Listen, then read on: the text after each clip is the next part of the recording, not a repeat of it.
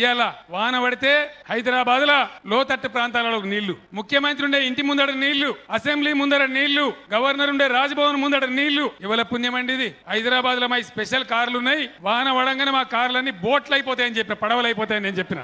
ఒక్కటే ఒక మాట మీకు నేను చెప్తా ఉన్నా, దయచేసి హైదరాబాద్ లో వానకాలంలో పేదల ఇళ్లకు బస్తీలకు నీళ్లు రావద్దంటే ఖర్చు పెట్టవలసిన సొమ్ము 11,000 కోట్ల రూపాయలు. 25 నుంచి 30,000 కోట్లు ఖర్చు పెడితే తప్ప ఈ నగరం బాగుపడే పరిస్థితి లేదు. దీన్ని చేయాలంటే ఇక్కడున్న రాష్ట్ర ప్రభుత్వం చేయాలి. కాబట్టి హైదరాబాద్ లో ఉండే ప్రజలందరికీ నాది ఒకటే విజ్ఞప్తి, కేసీఆర్ గాని టిఆర్ఎస్ పార్టీ గాని 100% పట్టిన పట్టు విడవకుండా పనిచేసే పార్టీ. జంట నగరాల ప్రజలకు నేను చేసే మనవి ఒకటే, ఇలా మొత్తం 50 మంది తెలంగాణ రాష్ట్రానికి సంబంధించిన మంత్రులు, శాసనసభ్యులు మీ దగ్గరకు వచ్చి మీ గల్లి గల్లి తిరిగిండ్రు, మీ సమస్యలు చూసిండ్రు, తెలుసుకున్నారు, మొత్తం క్రోడీకరణ చేసిండ్రు. అందరం కూడా మీ ముందు చెప్తా ఉన్నాం, నేను కంటున్నది ఒకటే కళ, ఆ కళ చేసి తీరుతా అని చెప్పి నేను మనవి చేస్తా ఉన్నా. మేము గానే హైదరాబాదు ఒక విశ్వ నగరం కావాలి, అద్భుతమైన పట్టణం కావాలి, అమెరికాలో డల్లాస్ కంటే కూడా గొప్ప నగరం కావాలి. కేసీఆర్ ఏం చెప్పినా మొండోడు మీకు తెలుసు, ప్రాణం పోయినా సరే ఈ హైదరాబాద్ జంట నగరాలను బ్రహ్మాండంగా చేస్తానని మనవి చేస్తా ఉన్నా.